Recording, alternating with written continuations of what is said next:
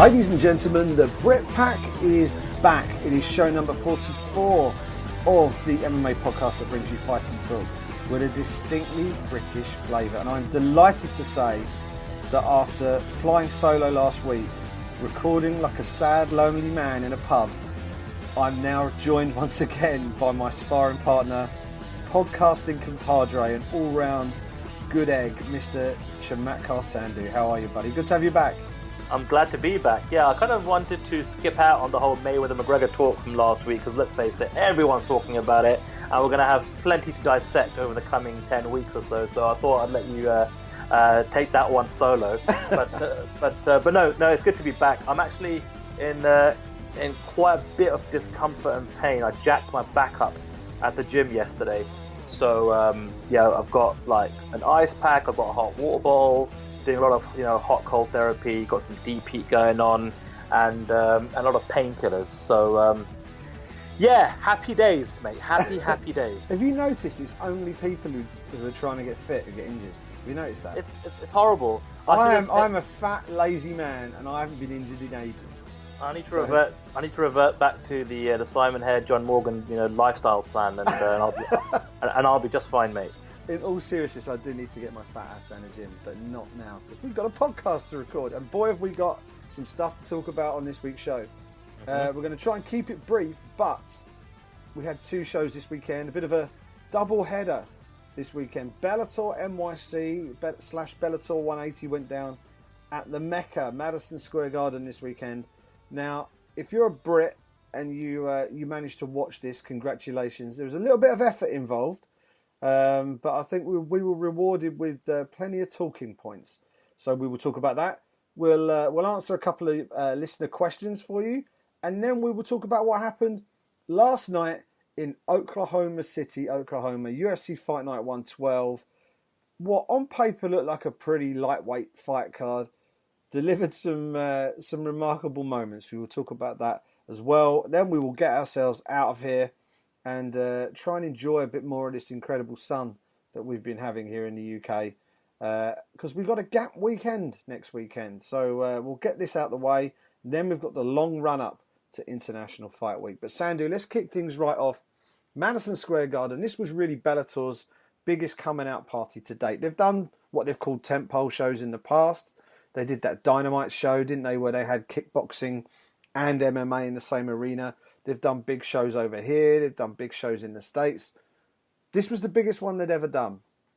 They had 3 world title fights on the card. None of them were the main event, which is, that's Bellator. We had Chael Sonnen against Wanderlei Silva. Let's just run down the results and just quickly touch upon the main talking points from these fights. Sonnen versus Silva first, and work our way down. The bad guy is back in business, and he really needed to be, because if he'd lost to Wanderlei, I think his monetary worth to Bellator would have basically gone through the floor. He needed to win that one, and he went back to his bread and butter, his wrestling, and did what he needed to do to pick up a lopsided decision win. How did he look? Because he's knocking on in years now, Mr. Sonnen. Wanderlei Silva's no spring chicken himself. Wanderlei's not fought in a long time, and to me, it looked like it showed a little bit. He looked better than he did in the Tito Ortiz fight. And I think for Chael, he just needs reps. I think the good thing for him was he was fighting a Wanderlei Silva that's been off for so long, and who is susceptible to Chael Sonnen's, strategy and game plan, which is eat, sleep, take down, repeat. And that seems to have been something that's kind of helped him plenty of times in the past. Definitely helped him out in this fight. There was a moment where Wanderlei clipped him. I think, if I remember correctly, it was in the second round. And Chael went down, and the Wanderlei smothered him. But then, kind of, Sonnen, got control of that situation after a while as well. Look, he's obviously still way past his peak in his prime. He's openly said he's on a Legends ass-kicking tour, and that means fighting other peers, whether that be in the middleweight division, like heavyweight division, who also are perhaps past their prime, but are in a similar age bracket to Chael. Have a lot of name value. He's still got marquee value himself. That's why he's able to headline a show like this. And it'll be interesting to see what happens here. He called out Fedor after the fight. obviously at the time Fedor had just been knocked out by Matt Mitrione, so I don't know if that was the best thing to do. And then in some post-fight interviews, I've seen him kind of drop Rory McDonald's name. Hasn't exactly revealed what the story behind that one is, but apparently there's something there. What weight division and weight class they'd fight at, I'm not too sure. I'm assuming Rory would perhaps meet Chael at 185 pounds. But look, it was a lot of pressure on Sonnen's shoulders coming into this event, and not just the history of Vanderlei, but to headline Bellator's pay-per-view, the first under the Scott Coker era. And I think for the most part, it was a good night, not just for him to get the win and get his hand raised in victory, but then to set up 2 or 3 fights down the road, which is typical Chael Sonnen. Yeah, he's a good businessman, Chael Sonnen. Calling out Fedor, it sounds a bit daft.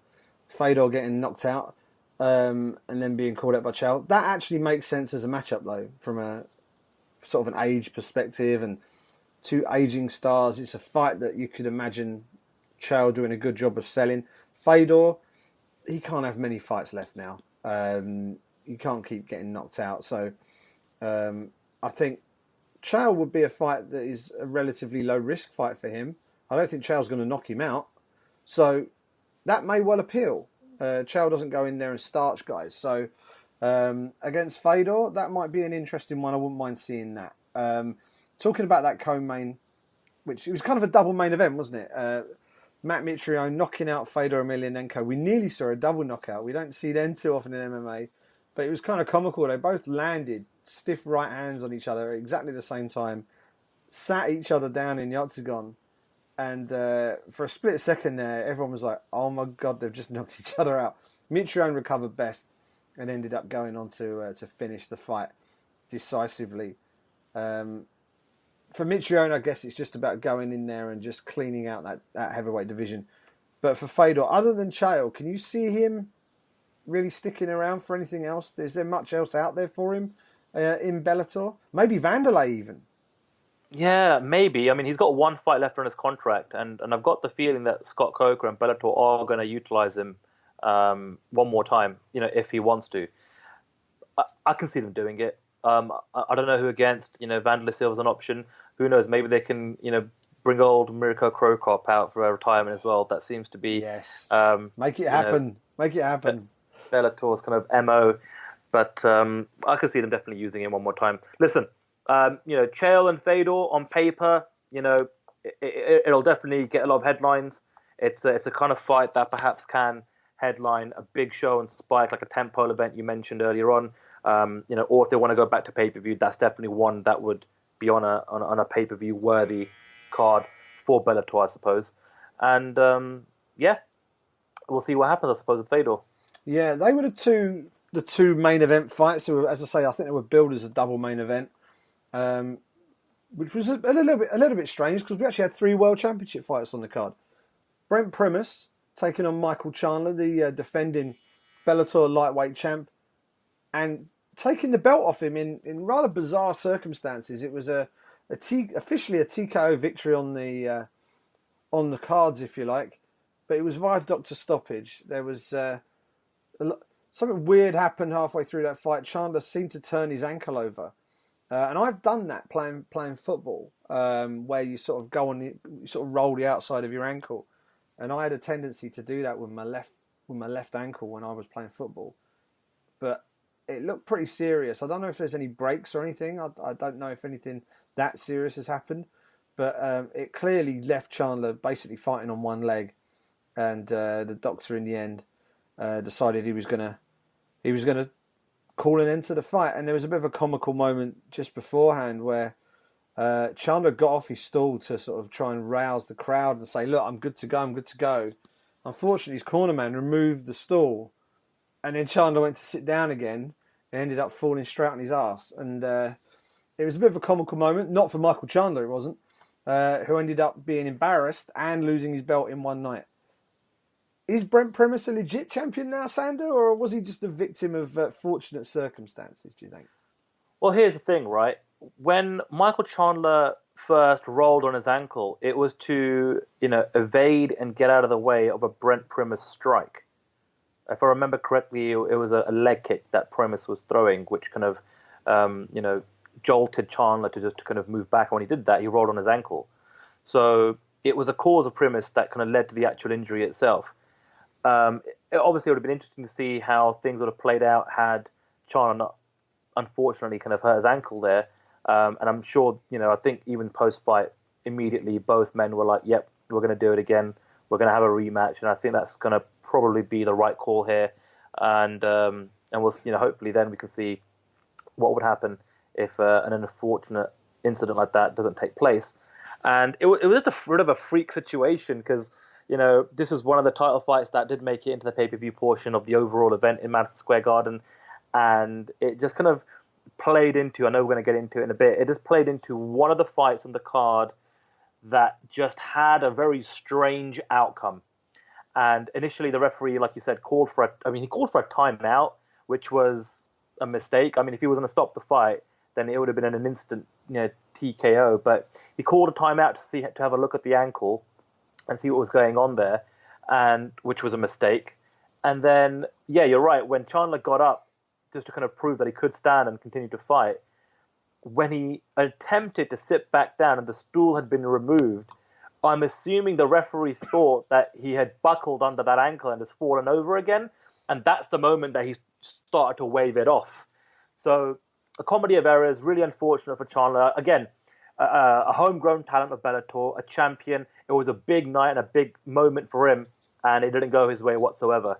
But for Brent Primus, not many people were picking him to win the fight, and he is now the Bellator lightweight champion of the world. And it'll be interesting to see how he kind of takes on the mantle as champion, uses it for media opportunities, and how Bellator try and promote him, plus this rematch. Yeah, and he gets himself another big fight. So he's likely to fight Chandler again. I think that makes sense. It was just too bizarre a finish to just say, yeah, that's all good, we'll move on. I think we need the definitive answer to this. Reminded me a little bit of Tyron Woodley versus Carlos Condit, where there was an injury. It was a bit of a innocuous sort of injury. It was caused by Tyron Woodley to Carlos Condit, but you couldn't help but feel that it wasn't quite. It wasn't quite fair. Fair isn't the right word, but you didn't feel. We felt like we'd missed out on a proper contest. It got cut short, really. So fingers crossed, we'll see that one again. But Brent Primus came in good shape. He looked big, much bigger than Michael Chandler, and as you say, he was having some successes in that fight before it ended up going the way it did. Two other title fights on this event, which was a kind of weird double-header event because the prelims were named Bellator 180 and shown on Spike, and then the pay-per-view portion of the card was called Bellator NYC, and that was obviously on pay-per-view. Douglas Lima versus Lorenz Larkin was on pay-per-view. For me, this was the title fight I was most interested in. I just want to see Douglas Lima against the best guys because he looks legit to me. He's an exciting fighter. He can knock you out with either hand. He's got good cardio, and he's been in there and he's done the business in that Bellator welterweight division. Getting a decision win against Lorenz Larkin, I think that was a real statement for him. It's like people can come over from the UFC, but they've got to be the absolute creme de la creme if they even want to think about taking the belt from me. Larkin was a mid-level, sort of between sort of 6th and 12th in the UFC welterweight rankings. Never quite broke into that upper echelon. He was just outside, but was always respected as a good striker.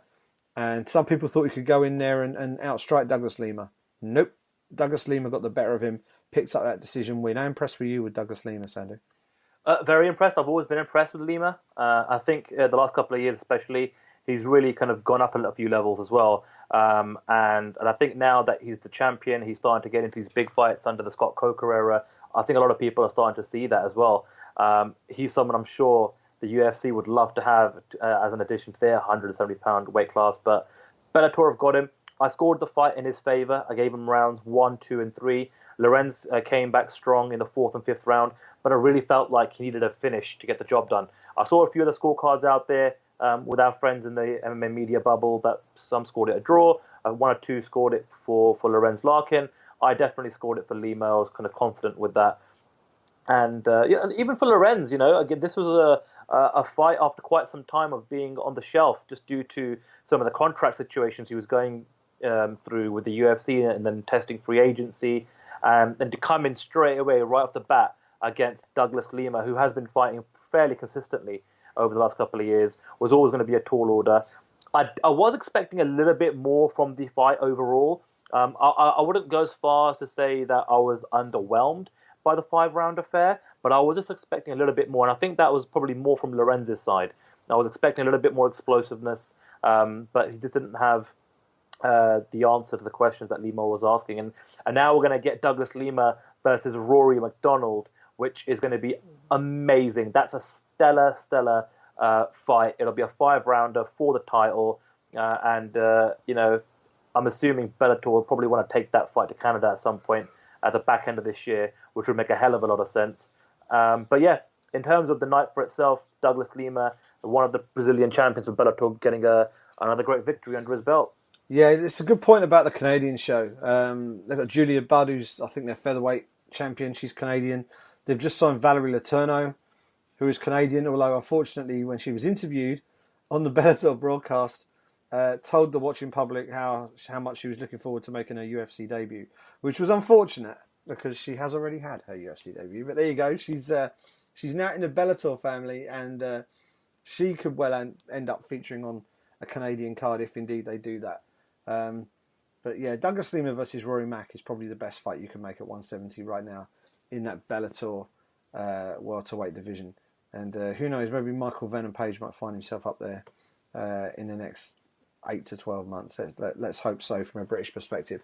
So that was the second championship fight. Now the third championship fight, which was the first one we got to see. And, okay, I'm going to say it. It was terrible. Ryan Bader versus Phil Davis was a rematch of a quite terrible fight. First time round. And it was exactly the same again, only it was over 5 rounds rather than 3. And Ryan Bader got the split decision win. I thought deservedly. I thought he did enough against Phil Davis, who to me, and I even went back and looked. He looks different now, physically. He looks smaller. He doesn't look as muscular as he used to. He looked like an action figure 18 months, 2 years ago. And he's still an absolute specimen of an athlete. Doesn't look the same. Doesn't look as big. So I found that interesting. But I thought that Ryan Bader really had shown some evolution in his game. Was able to stuff Davis's takedowns. Looked the better of the two in the stand-up, and I thought did enough to win it by split decision. Bader's the new champion, which I think opens things up for some fresh matchups for them in Bellator. But let's be honest with ourselves, that's not a fight you're going to race back to watch a replay of. It wasn't good, was it? It wasn't, and that was a fair going into this fight. Everyone remembers the Stockholm fight. Were you there for Stockholm, Simon? I wasn't there, no. I was covering it from home. Right. Well, I was there for that one, and it was a stinker. I mean, if the fans that night weren't kind of going home in droves after Gustafsson lost that main event to Anthony Johnson, they were certainly kind of throwing their beer and booing and jeering after that particular fight. And it happened again. I can't believe it. I mean, I thought that there may have been a little bit more onus on Ryan Bader to be a little bit more attacking, take the fight to Phil Davis. One of the big storylines coming into this fight was the fact that Ryan Bader was getting a lump sum fee. It wasn't a show and a win purse financial package for this particular fight. And for him, he said it was going to give him the chance to free up his strategy coming into the fight. But at the end of the day, he got it done, and he did kind of say that Phil Davis is one of the most awkward fighters to try and compete against in the cage. And, that's been now evident in 2 fights. What they do next, I don't think they're going to go to a rematch here whatsoever. I can see like maybe Phil Davis fighting another top contender in that light heavyweight division. Maybe someone like a Linton Vassell, who's coming off an amazing streak. I know that earlier on this evening, Scott Coker mentioned on the MMA Hour that they're going to book Ryan Bader versus King Mohammed Lawal and so that would make a lot of sense. Two guys with a wrestling background, so that should hopefully negate itself, but two guys with a lot of punching power. So we'll see how that plays out at some point later on this year. But listen, Ryan Bader came to Bellator for a couple of different reasons. One was obviously the money, and number two, it was to become a champion, and he's ticked both those boxes now. Yeah, one fight, and he's already done it. So kudos to him. I have to say, I'd be a little disappointed if they make the King Mo fight, just because Linton Vassell, I think, has earned his spot now. I agree. I think his performance against Liam McGeary in London, we were both there for that. That was super impressive, and I think he deserves his shot. So if it is to be King Mo, let's hope that Linton is absolutely locked in to face the winner later this year or maybe early next year. But yeah, from a British flag waving standpoint, I think the Swarm deserves his shot. A couple of other fights just to very quickly touch upon before we answer a couple of questions. Aaron Pico. Now, Aaron Pico is someone who wouldn't be that familiar to the UK audience, just because we aren't, as a nation, that really interested in collegiate wrestling. We don't really do much of it over here. It's a serious sport over in the States, and he was considered a serious super prospect when he signed for Bellator. It's probably about a year ago now, maybe longer, when he actually signed the contract to compete for Bellator. And much was written and much was said about Aaron Pico leading into this weekend's fight when he took on Zach Freeman, who had a little bit of experience, actually. It wasn't like they slung him in there with an 0-0 guy. They put him in there with a guy who's had, I think, 10 pro fights and had a solid record. And Pico loses. 24 seconds, guillotine choke. Now, that doesn't by any stretch of the imagination mean that Aaron Pico is a busted flush after one fight. It doesn't mean that he isn't going to go on and be a huge success. What it means is simply that he's got a lot of learning to do, because he went in there with a 10-fight veteran or an 11-fight veteran and got tapped quickly. From what little we saw of that fight, Sandhu, is there anything that you can really glean from that, other than the fact that Pico just hasn't got that competitive seasoning yet as an MMA fighter? The one positive I can take away from this fight is Pico looked cool, calm, and collected as he was making the walk down the aisle or the ramp. He seemed at home in the cage. You know, it didn't seem as though that the occasion was too much for him. You know, if that's anything to take away from this performance, you know, you can't really take too much away. I mean, it was only 24 seconds. And at the end of the day, you had a fighter making his pro debut against another guy that's got, 10 pro fights under his belt. But on the flip side, you've got Zach Freeman, who is a 9-to-5 ham and egger, who's got a full-time job, Aaron Pico is the full-time professional athlete, and, he's got the likes of Eddie Bravo in his corner. And, there was so much hype with Pico coming into this fight. MMA Fighting did a wonderful video package piece looking at some of, the training that he was doing. I think in the Wildcard boxing gym, if I'm not mistaken. I hope I haven't butchered that, but I'm pretty sure it was the Wildcard boxing gym out there in LA. ESPN, it was their lead story. Coming into this event. Aaron Pico was the guy, right? That Brett Okamoto did a massive piece on. And so you got all this hype, and of course, Bellator had provided a lot of promotional material for Pico coming into this fight. Even before the fight started, there was like a sizzle reel building up Pico and nothing whatsoever on Freeman. And then lo and behold, Freeman gets it done in just a matter of seconds in that first round. We'll see, I'm sure Pico's going to bounce back, but this is part of the strategy Scott Coker has implemented in the last couple of years. He signed Pico a while back, while he was still, competing as a collegiate wrestler. They also signed Jordan Burroughs, who's also a top wrestler in the States. So these are the kind of guys that they're kind of investing time and money into, and with the hopes of hopefully building up as homegrown talent. And Pico will bounce back. He'll take a lot of positivity away from this situation, because at least now you don't have to worry about suffering your first loss. There's no O to protect anymore. Now it's about knuckling down, getting to business. I think from a matchmaker's point of view, I think it's a mistake for Bellator to try and prop him up against someone that's got almost a dozen fights under his belt. Match him up with somebody that's 1-0, 2-0, 2-1, something in that ballpark, and just build him up slowly. That's what you do with Pico now. Well, I think the fact that he's gone and been defeated very quickly in his debut, that now basically gives Bellator license to do exactly that. Whereas if they'd have done that from day one, while that would have been the sensible thing to do, there would have been people saying, you're softballing him early on. You know what I mean? Because here he is, he's a great collegiate athlete, and you're going to feed him this 0-0 MMA fighter who doesn't have to have the same athletic credentials that Pico has. You're basically making it easy for him. So they didn't do that. They actually gave him a relatively experienced opponent, and he lost. So now they can go back to this and say, right, we're going to give him a 1-0 guy, or we're going to give him a 1-on-1 guy, or something like that. So interested to see how that story goes.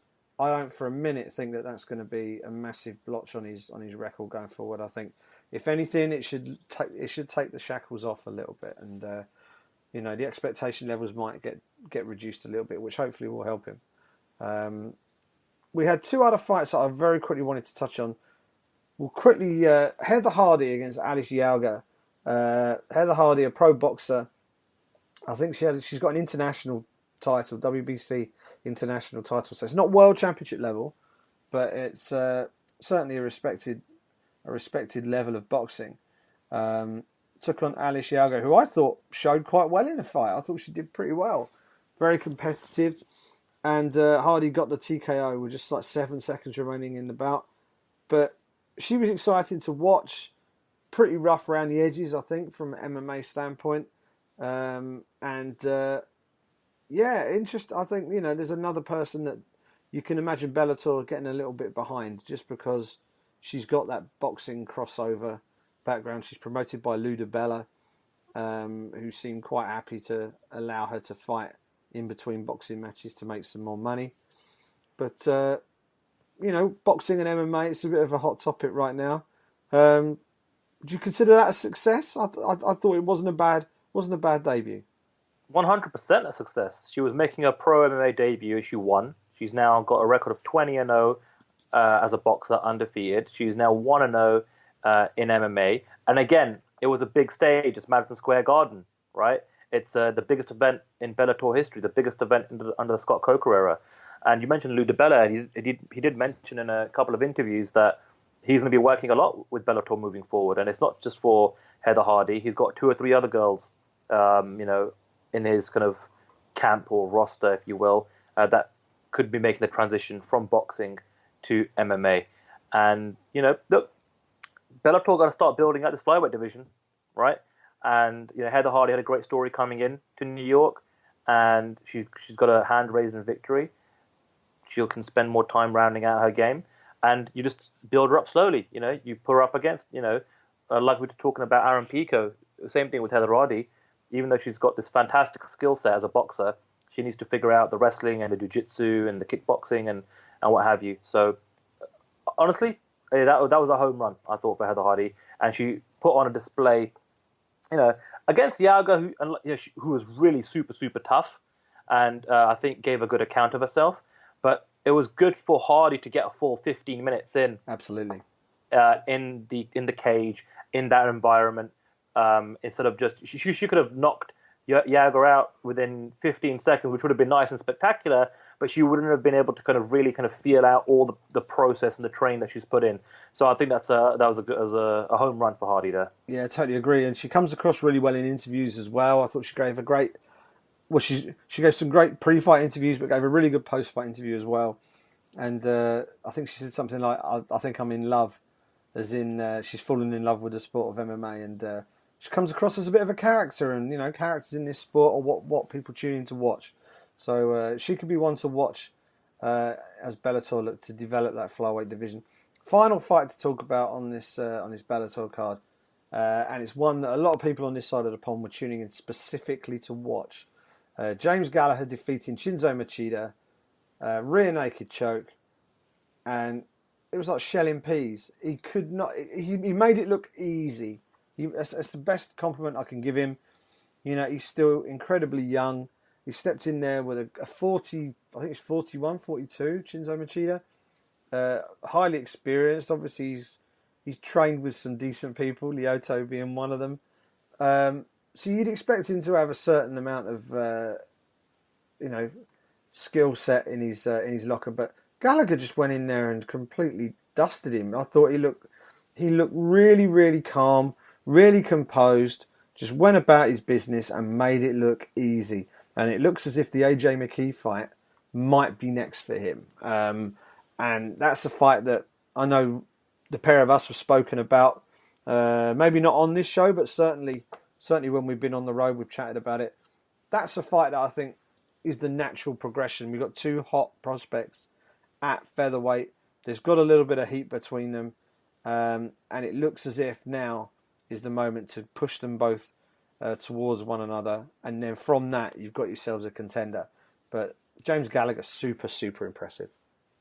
Yeah, he's got that air of confidence about him where he just feels like he belongs there, even on the bigger stage. Dare I say it's McGregor-esque. And, Gallagher keeps going on from strength to strength. I agree. I think the AJ McKee fight is going to be next for him. I'm sure they're going to put that fight in Dublin at some point this year. To be honest with you, the edge has been taken off slightly for me personally. Just seeing them kind of look very pally at the London show that we were at, and that picture and that image has done its rounds on social media.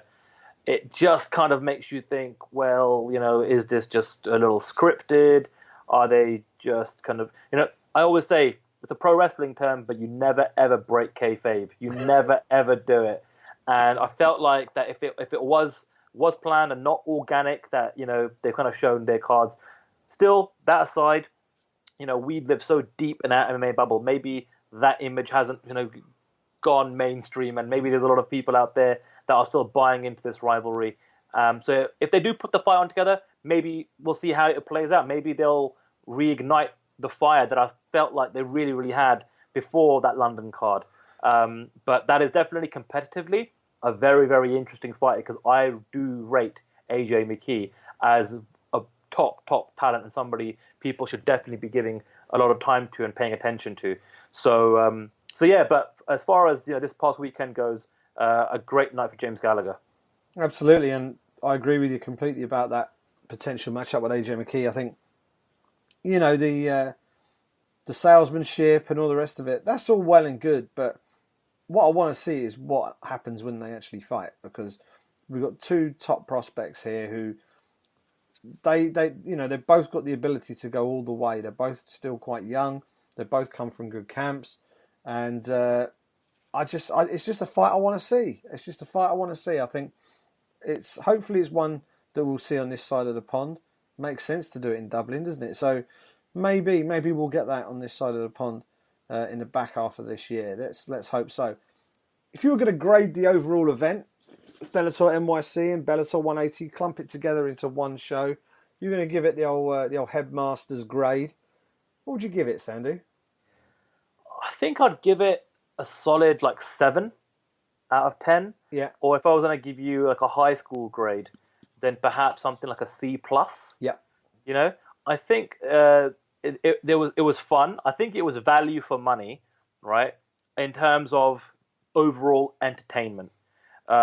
You got some elite MMA in terms of Douglas Lima and Lorenz Larkin. You've got a bit of a freak show situation with Chael Sonnen and Vanderlei Silva. You got some shocking moments like that double knockdown between Mitrione and Fedor, and also the Chandler situation with his ankle, and then you got the upset, major upset in Zach Freeman defeating Aaron Pico. So you a bit of a mixed bag. You got everything. I'm sure if Scott Coker and the Bellator and Spike executives were being honest with themselves, or if we could be a fly on the wall in their kind of next boardroom meeting, things didn't go exactly as they planned with some of the fights, some of the fighters. But overall, if you look at the social media, the traction they got, the media coverage, it was the MMA event the entire industry and our little bubble was talking about heading into this weekend. And there's not too many weekends where Bellator can say that. No, absolutely. And it'd be interesting to see how many of these types of show they put on over the course of a calendar year. I think this was the first real serious foray into putting on a big pay-per-view show. And I think you can call it a tentative success. I don't think it was an absolute sort of home run, but I think there's reasons to be cheerful if you're a Bellator executive. So we'll see how all that pans out as we go forward. But that wasn't the only event this weekend. We will talk about UFC Fight Night Oklahoma in a second. But let's conclude some family business and get some questions out of the way, Sandhu, shall we? Absolutely. The first question comes from Stuart Tuckwell. This is a bit of a three-parter. So he says, is Yamasaki getting more criticism than deserved last night? I get that he has had a number of bad calls recently. However, Lee clearly had the choke under Chiesa's neck, and Chiesa had stopped fighting the choke. I think 3 seconds later, and Chiesa passes out. People are reacting as if Chiesa was going to get out of the choke. Now, of course, this does prelude what we were going to talk about in our next segment, but as the questions kind of come in, we may as well talk about the finish to the Oklahoma City main event, which saw Kevin Lee defeat Michael Chiesa via rear naked choke. Mario Yamasaki was the referee. Now, I didn't watch it live last night, Simon. I think you did. I actually watched it this morning with my breakfast. And I have to say, at first viewing, I thought perhaps Chiesa had passed out. And then, obviously, watching some of the reaction, I didn't see a tap. And, you see the replay and what have you. And you think, and then obviously the immediate reaction of Chiesa, asking Mario what the hell he was doing. It just kind of makes you think, referees have bad nights. They have bad moments. They make mistakes. It's a very, very tough sport to be a referee in. That's why when you've got the likes of Herb Dean or a big John McCarthy or our very own Brit, Mark Goddard in there, I think 9 times out of 10, you're in safe hands. They're going to get most of the right calls done the majority of the time. However, Mario Yamasaki has now a long historied track record of just making bad calls. He does it time and time again. And it's a high-profile fight. It was the main event. The UFC, I'm sure, have put a lot of, time, money, energy, and effort into promoting both Chiesa and Kevin Lee coming into this fight. I'm sure everyone listening has seen Dana White's Instagram post following the fight and what his thoughts are of Mario Yamasaki. And that's not the first time, he's expressed his feelings there. In terms of the call, it was a bad call. In trying to answer Stuart's question here, this is MMA. Unless you pass out or you tap out due to a submission, the fight must go on. I'm sorry, but the fight must go on. The only time I want to see a referee intervene in any type of situation is when you're not answering strikes, whether you're being unresponsive, you're not, in trying to improve your position. I think, if I'm not mistaken, I can't remember what fight it was, but a few weeks ago, it may have even been Mark Goddard that did it. There was a standing TKO stoppage, which I was completely happy and fine with. You don't necessarily have to see a fighter collapse to the ground to kind of wave it off, right? But I think Mario Yamasaki made a really bad decision last night.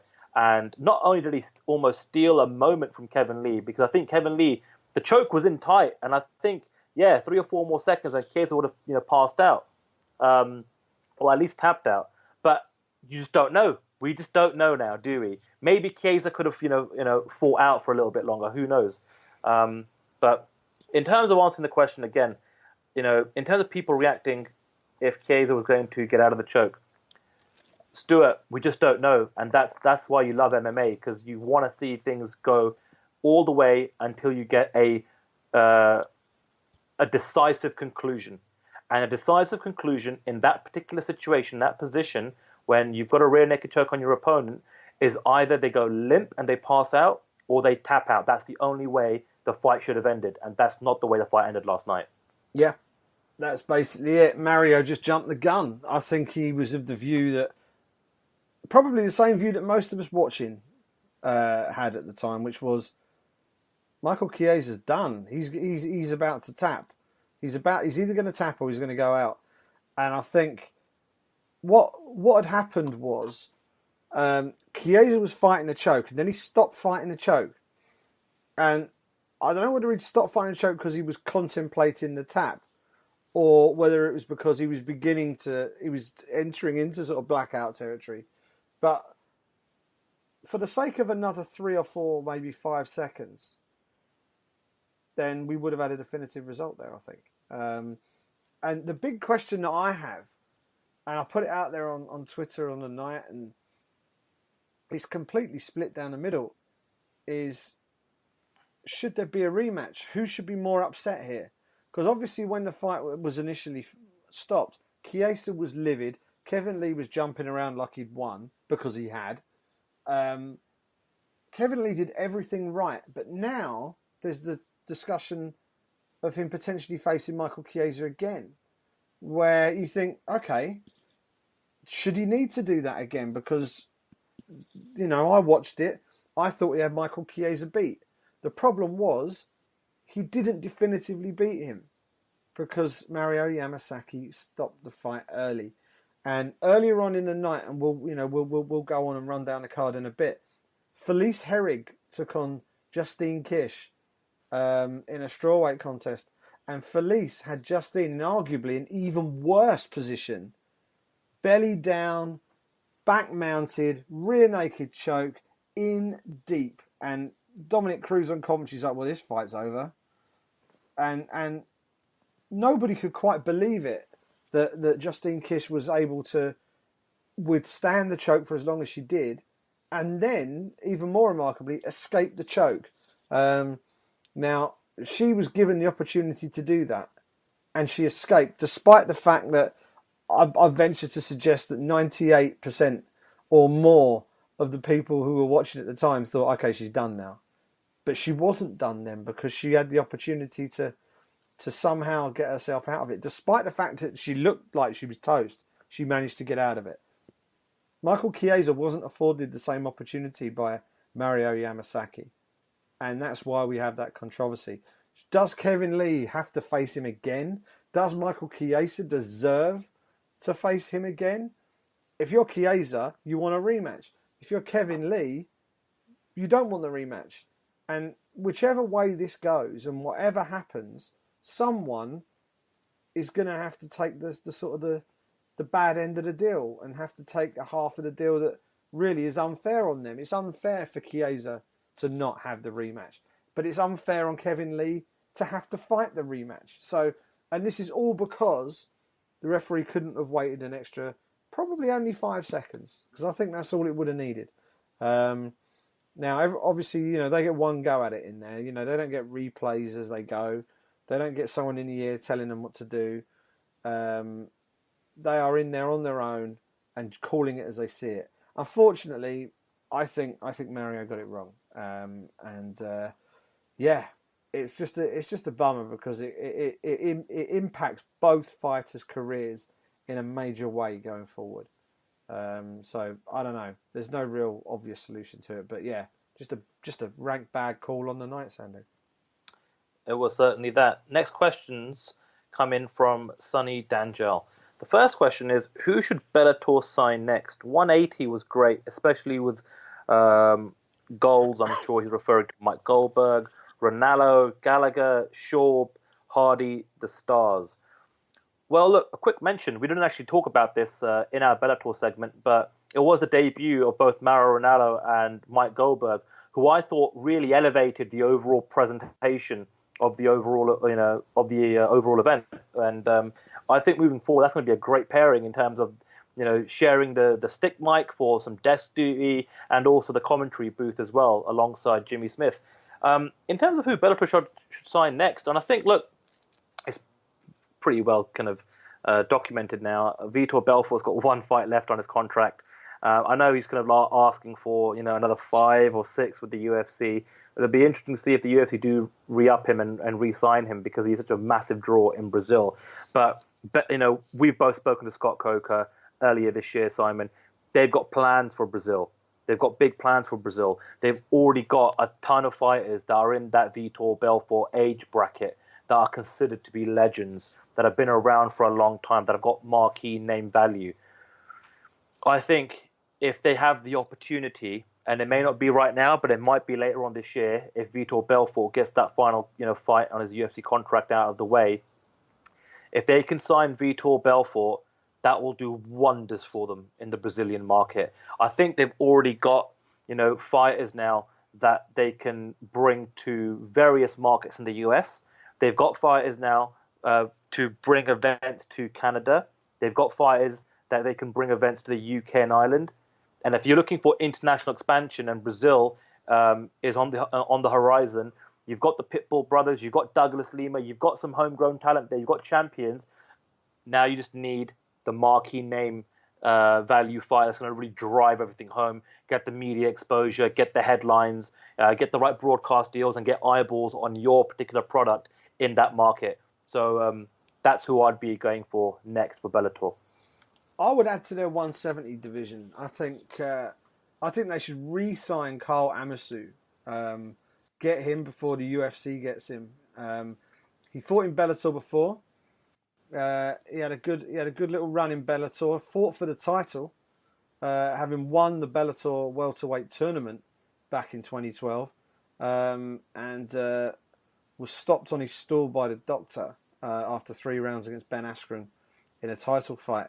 So he's had a little bit of an up and down career under the Bellator banner, but since then he's racked up 8 wins on the spin, all of them by stoppage, and 6 of those 8 in the first round. He's a legit talent. He's a Cage Warriors world champion right now, and he's waiting for the call from somewhere, whether it be Bellator or the UFC. He deserves a bigger platform. And if you look at the welterweight division in Bellator, it's the strongest weight class. Why not make it stronger? Why not stick another European threat in there? And he's French, but he fights representing Germany. Might open up the potential for events in that particular part of Europe as well. So for me, I would sign, obviously Vitor Belfort is a much higher profile, big money signing. But if you're looking to strengthen what you've got, I would also look to sign Carl Amasu. He would be someone I'd definitely look to bring in. And the second part of the question from Sonny is, who should BJ Penn fight next, if anyone, and offers Gray Maynard? We'll talk about that a little bit more in the next segment, Simon, but I wanted to kind of throw that question in for now, and it's something that we can think about as we head to kind of breaking down this UFC Oklahoma main card in a bit more detail. That's it for the questions this week. I did throw out the tweet a little bit late today because I was just in a lot of pain. We're back, and I totally forgot to do it. But as ever, if you've got any questions, any comments, any feedback, feel free to hit us up on @the BritPack MMA. That is the Twitter handle. I'll give it a like.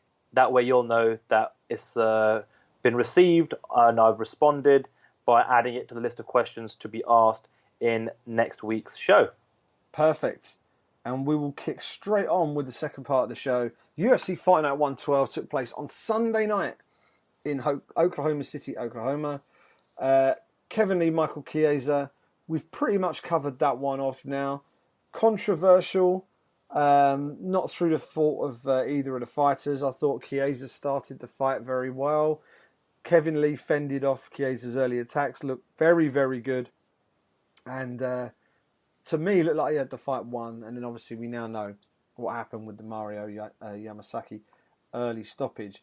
We didn't need any such concerns in the co-main event. Tim Boach, the Barbarian, taking on former UFC welterweight champion Johnny Big Rig Hendricks, or Johnny perhaps a little bit too big Rig Hendricks, because he failed to make weight for a middleweight contest, which immediately set the alarm bells ringing ahead of this one. And Tim Boach, who looked a much, much, much bigger man in there, fights with no nerves anyway, went in there with a point to prove against the former world champion and proved it in pretty decisive fashion. Big head kick rocks Hendricks, and then Boach just goes mad against the cage with uppercuts and finishes Hendricks in the second round. Big win for Tim Boach. What on earth happens with Johnny Hendricks now, Sandy?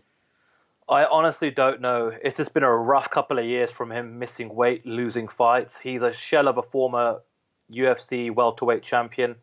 He seems light years away from the guy that many consider beat George St. Pierre in his last outing. And I'm honestly just lost at this moment. I don't know what you do with Johnny.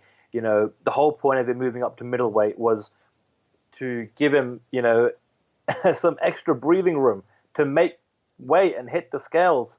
He did it once already, and I thought, okay, great. Maybe he's found a new weight class. This will reinvigorate his UFC career, and and maybe it'll help him out. We've seen fighters move up in weight class, like we saw with Donald Cowboy Cerrone over the last couple of years, and just give them a whole new lick of paint, allow them to perform better with some extra stamina, put some more power behind their punches and strikes. They're not as drained as they are or were at their lower weight class during fight week, and yet he misses weight again. I don't know if he's trying to take advantage of the weight class, but we're trying to get a little bit beefed up and bigger, add some more muscle mass. But it's all gone wrong for Johnny Hendricks, Simon. It really, really has. Even just appearance-wise, he just looks like he's a weathered fighter who doesn't quite have it anymore, if I'm being brutally honest. I'm just not confident in his ability to perform at the highest level anymore. I really am not. I really can't say I can pick him in any fight moving forward. I don't know if there's much value, to be honest with you, the UFC perhaps keeping him around. Maybe they give him another fight. Maybe they don't. I don't know. If they do give him another fight and he loses, I think if they're still in this process of trying to trim the roster, maybe he's on the chopping block. I really don't know. Or maybe it's time for Johnny to have a come to Jesus meeting with himself, have a look in the mirror and ask himself if he really wants this anymore. And maybe it's time for him to call it a day and for him to be the one to make that decision. Tim Boach is a big middleweight, and he came in with the right attitude. He's a veteran, 36 years of age. He'll kick on from this and kind of catapult himself into hopefully some bigger fights down the road. But it's all gone Pete Tong for Johnny Hendricks. It really has. Maybe he might become a potential transfer target for Bellator in the months to come. Who knows? He may become unexpectedly available in the coming weeks. Who knows? Because you can bet, he's on decent money as a former world champion. He's been around the UFC for a long time. If the UFC are still looking to trim the wage bill and just sort of cut the fat a little bit, no puns intended, then, with Johnny not performing in the way that he has done in the past, maybe he's at risk. I hope not for his sake, but if he does happen to lose his spot in the UFC and he does still want to fight again, I wouldn't be at all surprised if the phone rang and a Bellator executive be on the other end of the line. But we'll have to wait and see what happens with Big Rig Johnny Hendricks. Someone else who is in the veteran stage of their career and was written off, let's be honest, about a year ago, was Felice Herrig. She got beat by Paige Van Zandt in New Jersey in April last year. 2 years ago, in fact. In a fight that a lot of people considered to be the beginning of the end for Felice Herrig as a UFC caliber strawweight. But she went away. She took a year out from the sport, recharged her batteries, reinvented herself, completely refreshed herself, and has come back looking a completely different fighter.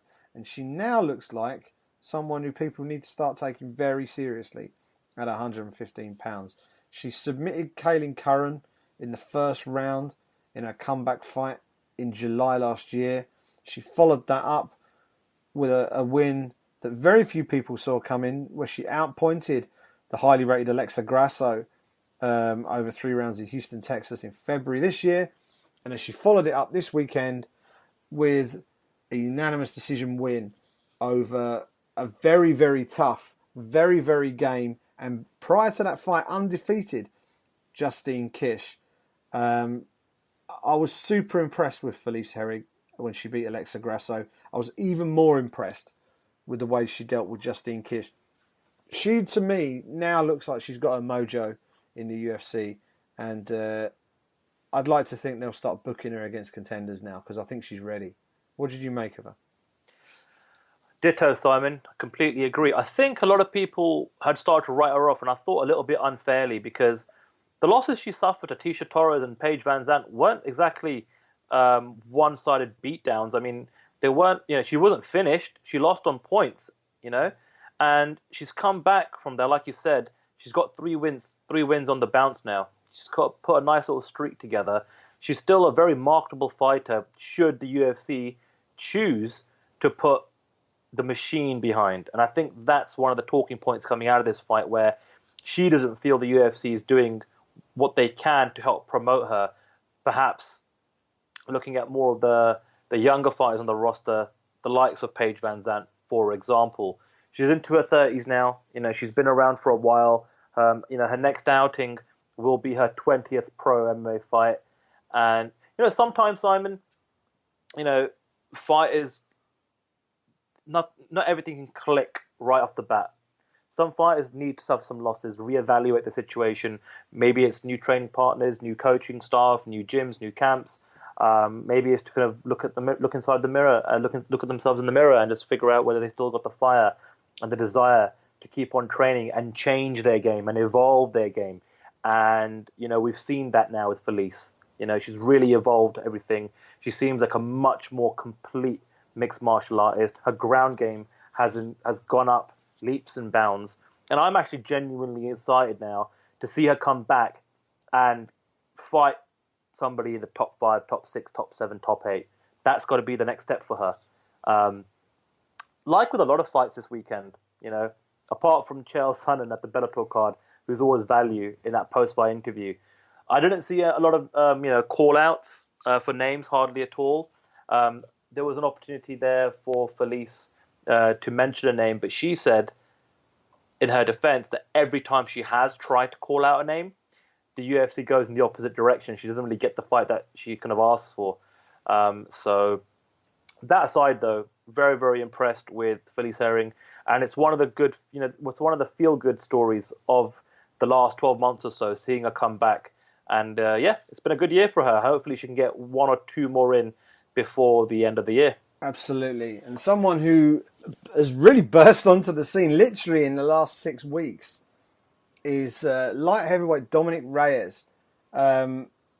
He first came to sort of general prominence with a viral video that just trended pretty much worldwide for the LFA fighting organisation, where he fought, I can't remember who it was he was fighting, and he was shaking off, here we go, Jordan Powell. He fought a guy called Jordan Powell. He approached, threw a few punches, backed Powell away, and as Powell sort of stood back and shaked his head as if to say, nah, you can't hurt me, Reyes hit him with a picture-perfect head kick that knocked him spark out, and Reyes just looked down at him, shook his head as if to say, nah, and just walked off. It trended. It went everywhere. I ran it in my flipping BBC feature. It was on all the big major MMA websites in America. And about a fortnight after that, he ended up getting a very, very late call up to the UFC to take on Joaquin Christensen on the main card in Oklahoma City. And then it was a case of, right, you're in the big show. Let's see what you've got. What you've got is a lot of punch power, very dynamic. He's big for light heavy as well. He's really tall, 6'4" for a light heavyweight. Rangy, good movement. Absolutely battered Joaquin Christensen. And just taking a quick look down his record, his last 4 wins have all come via knockout or TKO inside the first round. And like his average fight time for his last 4 fights, just totting up his thing. It's about 3 minutes 20 seconds, 3:24 I think it is. 3 minutes 24 is his total fight time for the whole 4 fights. he's averaging about 45 seconds a fight. So he's someone to look forward to seeing again. He's in the right weight class. UFC need 205ers. And he looks like he might do some damage at 205 pounds. So keep an eye out for Dom Reyes.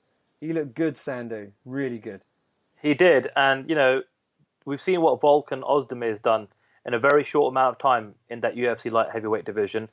And this kid, Reyes, could be the next guy. And like you said, it's, fighters like Ozdemir and Reyes are just what the doctor ordered for the UFC's 205 division. And it was a brutal, brutal finish. Got it done early and didn't waste. He didn't like to waste any time, which is always good, not just for the fighter, but for the paying public, whether they're kind of inside the arena or they're paying with their eyeballs and their spare time and their viewing habits by tuning in on Fox Sports 1. That's something that people will remember now. And to get 2 highlight reel finishes in the space of a month and a performance of the night bonus to boot. Welcome to the UFC, Dominic Reyes, and I can't wait to see him in action again. He works his day job in IT technical support, and he certainly performed a factory reset on Joaquin Christensen on fight night. Absolutely put him away with style points. Looking forward to seeing more of him as the year progresses. You can bet after such a quick fire win like that, they'll look to get him back in there nice and quickly. Tim Means versus Alex Garcia went the distance after I boldly predicted that it wouldn't on Twitter last night. So points for me. I jinxed it again. And he picked up the win, Tim Means. 29-28 across the board against Alex Garcia, who looks the part but just doesn't seem to be able to pull the trigger when it really matters. Dennis Siver versus BJ Penn opened the night on the main card. And we had a question about this a bit earlier in the show, Sandhu, about who Penn should fight next. Let's cover the result off. Dennis Siver defeated BJ Penn via majority decision, which is laughable because one judge scored that fight a draw. And I don't know what fight he was watching. The other two scored it 29-28 and 29-27, respectively. And I think the 29-27 card was probably the right one. I think Penn definitely took a round. I think he won the second round. Siver won the first round. But to me, Siver really put it on him in that last round for a 10-8 and got the win. Siver really doesn't look any great shakes at this stage in his career, if we're honest. But he was still good enough to beat BJ Penn, which then takes us to the question of who BJ Penn should fight next. And my answer to that is nobody. I think BJ Penn needs to hang up the gloves. And I say that with the utmost respect for the man. I don't think it is in his best interest from a health perspective to be getting in there, going through an 8-week fight camp or however long he goes through and steps in there on fight night and he's getting beat up by guys who, from a talent perspective, don't really deserve to be in the same cage as him. But because of his decline over recent years, it's opening him up now to getting lit up by people who really he shouldn't be exposing himself to get beat by. So for me, I would like to see BJ hang the gloves up and keep them hung up now. I don't think he should fight again. 5 losses in a row, Simon. And before that, it was a draw. His last win, you have to go back to November of 2010 against Matt Hughes at UFC 123. It's a sad state of affairs for BJ Penn in this day and age. It's hard. I get it. Fighters, it's hard for them to let go. For some fighters, it is anyway. So other fighters, they can call it a day, crack on, move on with their lives. They've got other things that they want to kind of do. BJ Penn, he just can't let go, and it's just sad to see. He's honestly, for me, he's just, with every outing lately, he's just chipping away at his legacy. He's chipping away at his reputation. Of course, he's still a legend. He's a former 2-weight champion. He's the guy that would, that fought Lyoto Machida at heavyweight. He is a myth in this sport. A pioneer in some respects as well.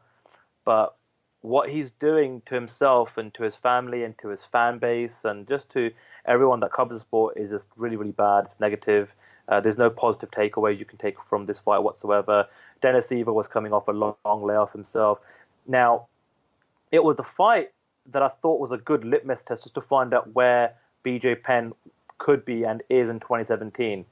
And then when they reverted to the Yair Rodriguez fight, we all kind of gasped, and it was kind of hard to watch that one unfold. But then when they kind of went back to the Dennis Siver fight, I'm like, all right, fine, look, if the man wants to fight, this is a pretty good matchup for him in 2017. And he couldn't get it done. And, as he was kind of getting off that stool for that third round, you could just see he had nothing left to give. He was completely gassed out.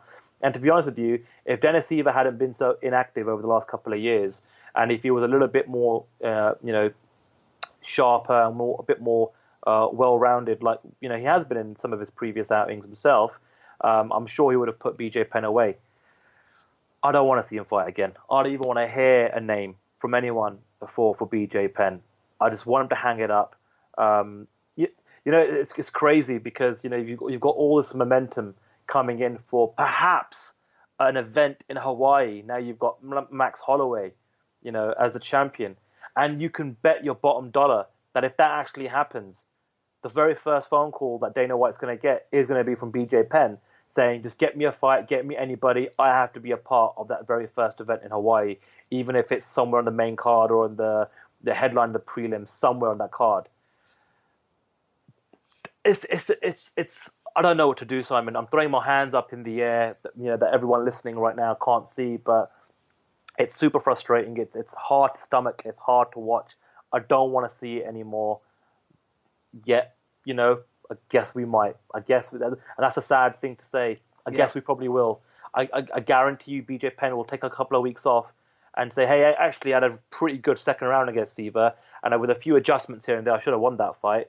And then he'll probably pick up the phone and give Dana White a call and say, get me another fight. That's so sad. Yeah. That's the scary thing, because watching the fight, going into the third round, I thought to myself, this fight is there for BJ to win. He won the second round quite well. But he came out for the third round and barely threw a punch. Barely threw a punch of any significance in that third round. And I tweeted and described him as basically he's a walking heavy bag in the third round. And Siver was just teeing off on him. And a fight that was there for the taking, and he had nothing. For me, while it shows that he was in a position to win, okay, but when it came to it, there was nothing there. And I've got every respect in the world for BJ Penn, but I don't want to see the man get beat up anymore. So we'll see what happens. I certainly don't want to see him in there with another, active fighter. Maybe you could stick him in there with a fellow legend, but that is really stretching it just to do that. So yeah, I think if this is the last time we've seen BJ Penn, then I think that will probably be for the best. That was the main card at UFC Fight Night 112 in Oklahoma, and the prelims basically gave us very little to write home about. All pretty run-of-the-mill decisions, with the exception of two really good finishes on the Fight Pass prelims. Jeremy Kimball, first fight of the night. Big TKO finisher, Josh Stansbury. That was good. And Jared Flash Gordon, who walked out to Queen's theme from Flash Gordon, as he should, put on a great performance to TKO Michael Quinones. And while he didn't call anybody out in his post-fight interview, that was one of the better post-fight interviews I've heard in many a year. Talked about he's a reformed drug addict, Sandhu. I think he's a reformed heroin addict, if my memory serves. Found MMA, turned his life around. He's now in the UFC. Has picked up an impressive win, and then went on the microphone and basically said, "This is all. This is an example. You can turn your life around. You can achieve things. And if anybody out there ever wants to talk, you can get me on my Twitter. I'll make time in my schedule to actually talk to you about things and try and help you out." I thought absolute class act. And because of the way he came across, he's someone I'm going to be keeping a close eye on now, because you like to see people like that do well in the sport. So that was UFC Fight Night 112, Sandy. Yeah, and look, a bit of a downer, having to talk about BJ Penn the way we had to. You got to call it the way you see it. But to try and end the show on a bit more of a positive note, we've got a break, so there's no UFC action this upcoming weekend, but that's going to change very, very quickly, because the following week it's International Fight Week. It's always a fun week, Simon. A lot of awesome stuff going on in Las Vegas, a lot of media attention, a lot of big fights, and there's a blockbuster of a card in UFC 213.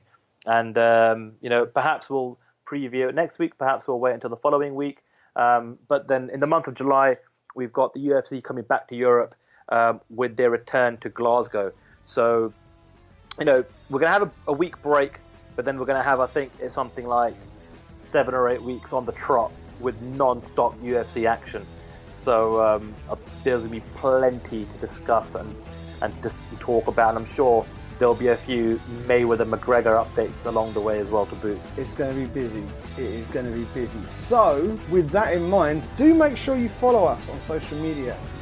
Sandhu is at Sandhu MMA. I am at Simon Head.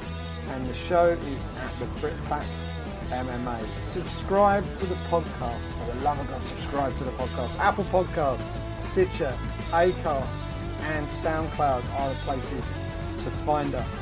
And do check out our website, thebritpackmma.com. Thank you so much for joining us this week. We've got a gap week, as you said, Sandy, next week. So enjoy the weekend off, everyone. Watch some other sport. Remind yourselves of why MMA is so brilliant.